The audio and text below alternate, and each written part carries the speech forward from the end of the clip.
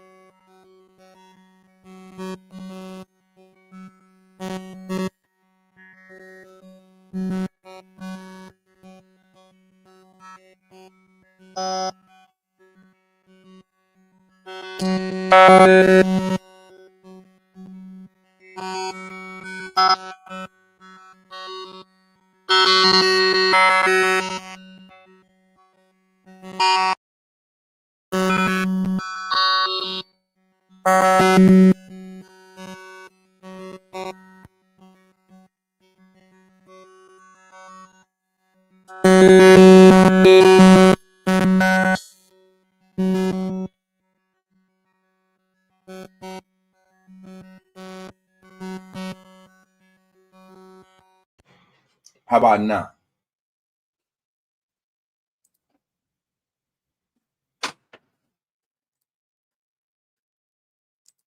How about now, boy, buddy? Can you hear me okay now?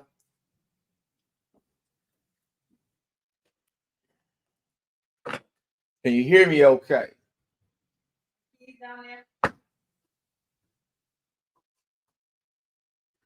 All right, hold on 1 second.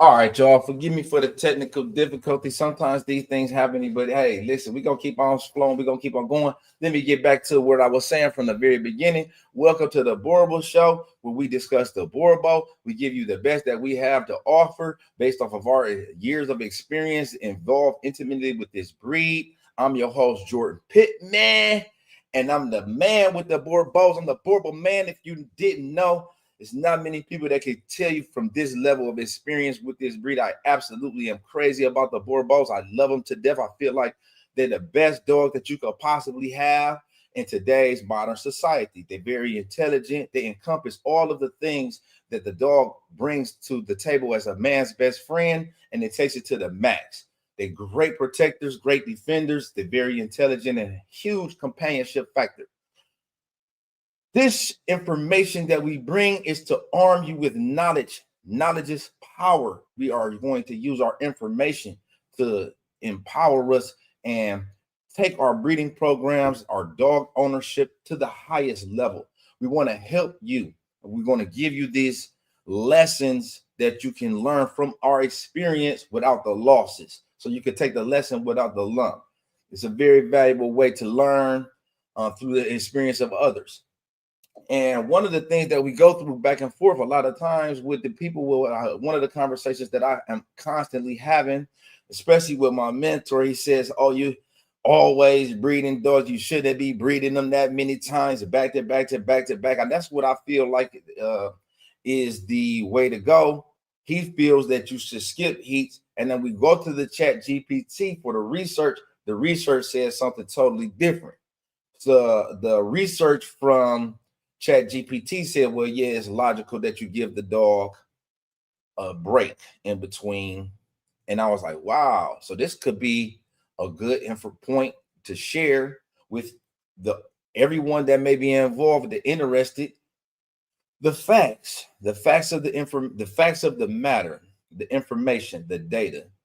We lucky to have the leading canine reproductive researcher in the whole world right here in Ohio, Dr. Robert Hutchinson, and with the Animal Clinic Northview. And I have studied his seminars. He does lectures all over the world. He publishes studies. And one of the things that he talks about is, the reproductive health of your female, breeding back to back, how often to breed. And it's something that they have studied because it's controversial. Should you breed back to back? It's like, oh my God, you never give a dog a break. A lot of times people tend to think like a human. If you have a dog's going to heat 2 times a year. And if you try to put that in the human terms, that would be like having a baby right after you got pregnant, and then you get pregnant 9 months later, you have 2 babies in 2 years. It's very different though for dogs. Dogs and humans, we got to stop trying to put them in the same species. Dogs are very different species than the humans. Really, dogs is a very unique mammal altogether because of the way that they have those heat cycles. The dog have 2 heat cycles a year, and no other. I'm gonna tell you a fundamental difference. Well, when a female has her shedding of the lining, we call that period, and usually that is when the egg it hasn't been fertilized. Then it's the shedding of the lining of the uterus to prepare for the next period. Well, with the dog, is very different. The dog sheds the lining. It's a signal to all the dogs in the area that soon she will be available and ready for mating. So it's different and fundamental in the way that the dog releases the lining of the uterus. One of the things that you want to keep in mind, this is important information because you only have so many breedings in a female's career.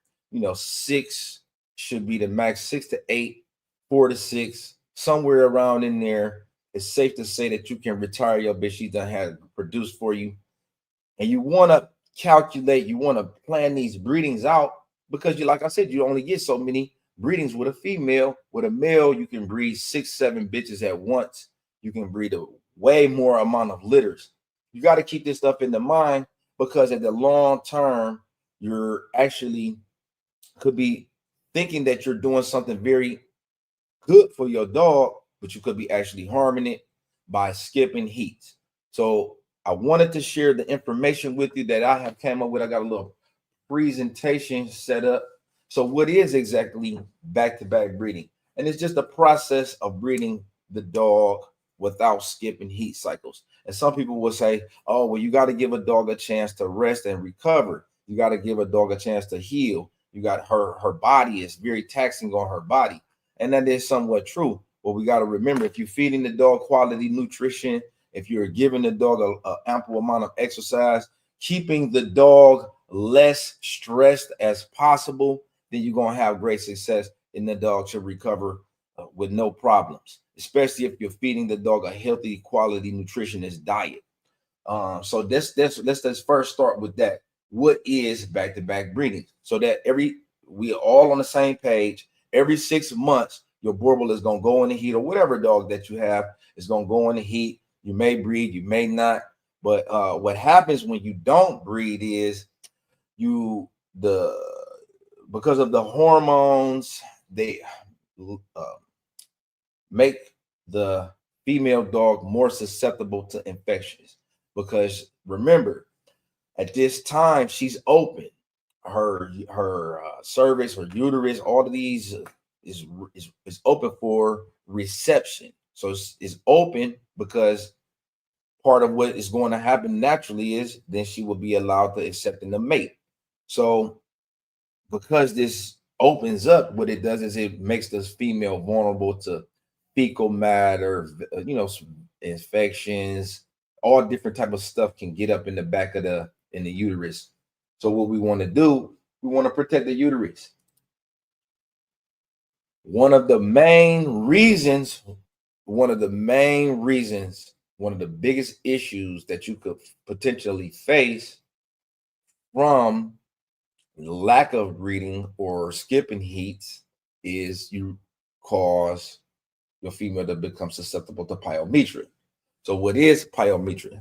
It's simply pus in the uterus, and there's two different types. You can have an open pyometra, which is where the cervix is open, and you'll see small pools of pus or blood, and it looks crazy. Like when the dog lays down, she gets back up, and then you see a pool of pus or a pool of blood. Right? These are not as serious as a closed pyometra, where the uterus is closed or the cervix is closed and is not allowing the pus to escape the uterus. So this becomes a very dangerous, problematic situation that has to be addressed, and it could potentially be an emergency. So because the pus is trapped inside, it can cause the dog to become very sick. This is a case. This is the reason that I decided to do this report, because I got one of my bros, one of exotic Borbal familia.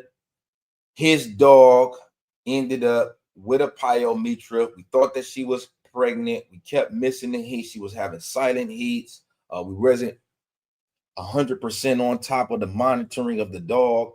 And then as a result, we thought that she was pregnant. She started to swell up around the belly. The mammary glands swell up, those are the udders, but she wasn't pregnant.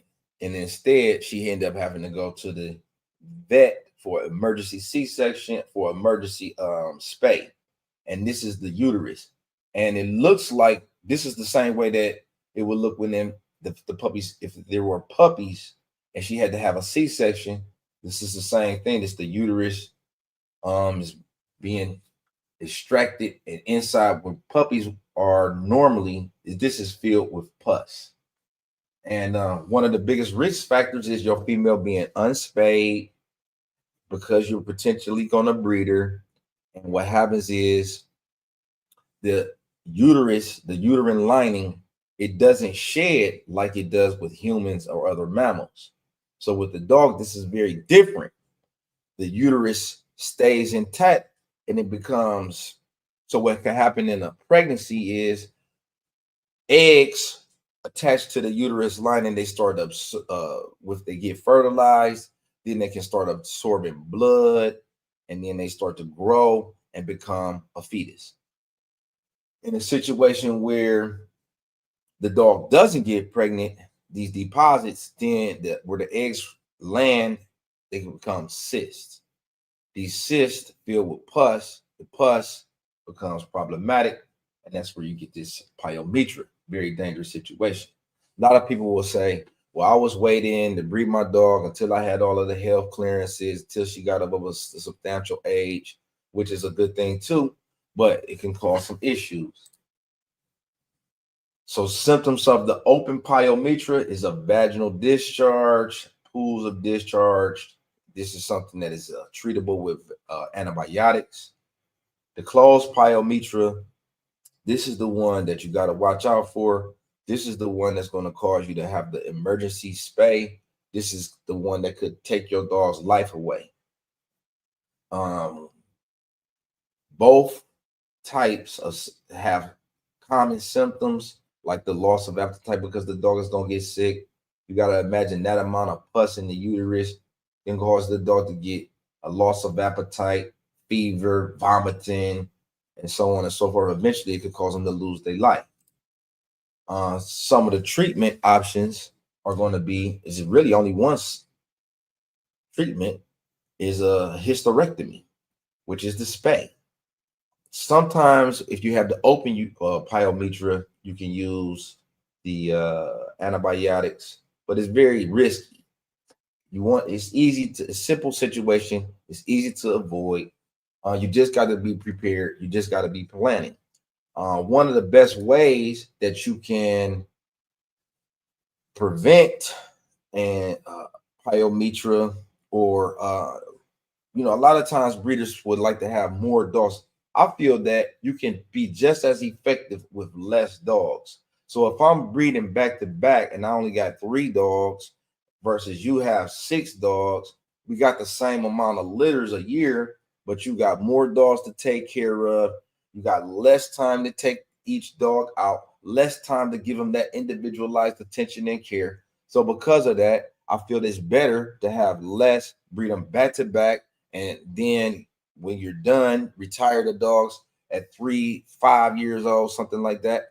That give you plenty of opportunities to line up your breedings, to pair up your sires. If you have great success from one litter, you can repeat it again 6 months later. Some of the people may not be got the puppies, but you're able to identify the quality. Hey, look, we're going to be able to do this again in the next 6 months. We're going to use the same sire, and it just give you more opportunities to breed healthier dogs. Remember, our business program model, our hobby, family of Borbos, our everything that we're trying to do, we're going to always put the dog as a priority. We're looking for the best interest of the dog. And it seems like when you think about a human, well, wow, that might be taxing on the female's reproductive system, having puppies, having babies back to back. And it does tax them. It wears out the calcium, a whole bunch of other stuff. Dogs is not the same, though. Dogs is not the same. It's very different. So we got to keep that in mind when we're talking about reproductive. When you're breeding back to back, this is scientific studies. So if you don't believe what I'm saying, you can always follow these links. And I also posted the link if anybody wanted to join in the chat, has something to say, wanted to add to the conversation. Remember, this is an open platform that we welcome visitors, dog experts, novice, beginners. If you have questions, you can hit that link and join in. The benefits of the back-to-back breeding, and in long term, you're going to have a healthier uterus. Well, why is that? Well, because the elasticity of the uterus. Okay, so when you don't have a breeding, or when you do have a breeding, the elasticity stays strong. It's like the stretching of the uterus, and that helps the puppies being able to be pushed out. If you don't have that elasticity, it leads to C-sections because the puppies are not going to be able to be pushed out. Why does that elasticity? Well, it's a muscle, and if you don't use the muscle, it doesn't grow stronger. When you do use it from the breeding, it stays strong. We didn't talk much about pseudo pregnancies. Well, that's the main reason that we want to do the back-to-back breedings, because the dog's body is going to assume that it's pregnant regardless. That's a spillover from the wolf. In the wolf community, sisters, other pack rank members would get pregnant, or not. False pregnancy would allow them mammary glands to fill up, and they can assist with raising other members of the pack. So we don't, regardless if your dog gets pregnant or not, the body is going to assume that it's pregnant. There is no indicators to let the dog's body know that it did not have a successful conception. So the dog's body will assume that it's pregnant again, whether it's not, and we will have all of the symptoms: mammary glands swelling, the abdomen may swell, she may start digging and nesting, and this is all instinctual. When you breed back to back, you're going to have healthier litters, healthier uterus. Why? Well, like I said, you don't have the development of the cyst. You don't have this compounding of these old uteruses, linings, the old uterus linings, and that makes the dog have more successful litters, healthier litters, stronger litters, bigger litters, more puppies, because the eggs have places to attach. Pseudo-pregnancy is a false pregnancy where a non-female dog exhibits physical and behavioral signs of pregnancy due to the hormonal changes following a heat cycle, even when no mating or fertilization has occurred. These are the common symptoms. You can refer to this slide, and may require veterinary assistance. Thank you for watching. At the end of the day, we had to get on here. I have been thinking about this for some time. I've been planning this out. And every single time that I get into it, I find out something new that I would like to share with you. So it took me some time, but I said, you know what? I just got to put deadlines on myself and just get out here and put it out there. And then you can do the research. You can do your own homework and find out for yourself. We got some announcements. If y'all interested, if you would like to have your dog publicized on our channels, if you'd like to have your dog shown to the world, you've got an opportunity right now. The United Borbal Club, what we're going to do is having a dog of the year, female dog of the year, male dog of the year, and then the dog of the year, we're going to give you some, we're going to celebrate you. It's an opportunity for you to join in. If you're interested, you go over to the United Borbal Club, the biggest, baddest Borbal in the United States on Facebook group, and then look for the post. It's pinned to the top. Add your dog and get your votes. We're going to be in the next week. We're going to have a couple rounds to finalize the champions coming up. So that's one of the things that we wanted to update. We're going to get back busy, though. The StreamYard done hit my card without my permission. So from that, you're going to get a lot of episodes coming soon. But in the meantime, in between time, stay tuned. We'll be back with more. We got Optimus Prime getting bigger, stronger. We got litters coming up. Y'all can see his development and growth. You let me know. Can you see his growth and development? We're going to be announcing the next 4 days. We got a litter expected coming up with him and Bingo, which is a Nafini daughter. It's very exciting. I like the fact that Prime has that coat, that carbon in his coat. So I'm anticipating some heavily pigmented dogs with the black around the ears. If you look at Prime, he's got the black on his ears, the black muzzle. He's got a little bit darker hue on his upper half of his coat. We're looking for some exciting color combinations. We bred him to the all black female. She's due on the 12th. Looking for those puppies to be dropping here soon. Can't wait. Afeni is one of our best females. Big, strong, powerful, athletic, very intelligent, and a great protector. Me and her have actually dueled the bad guys together. Then we also have him bred to Shanae. And I'm going to take Shanae out. Y'all can get a look at Shanae. She's a Balto and Azul daughter from Southern Ohio Borbals. Very intention-driven dog. Great conformation, great details, great athleticism. Very intense dog. From that combination between we're looking for neat, correct, powerful, well-driven dogs. dogs with some athleticism. We want to bring the Balto genetics and the black iron genetics together. The males behind those two dogs, we looking for something very special there. You look at Shanae, and I'll show some pictures and some videos coming soon. You will see she's got really nice feet. She is a great improvement from both parents. So because of that, you know, we're excited about the litter. We're not going to have all of those exaggerations. We're looking for some very neat, strong, conformationally correct dogs. That's coming up, dudes, later on in the month. I'll bring her out so y'all can get an update, some pictures and some videos, get an idea. I mean, it's very exciting times, though. Coming soon. We got some litters coming up. We bred that we haven't confirmed yet. It's a beautiful day here. So if y'all haven't yet, I know everybody probably want to sit up and watch some football, but that's, you know, do what you do, whatever makes your life fulfilled. Me, I'm gonna get out here and get busy with my dogs. That's what I'm gonna do. I'm gonna take my dogs out. We're gonna enjoy some of this sunshine and have a good time. In the meantime, in between time, y'all stay busy, get active.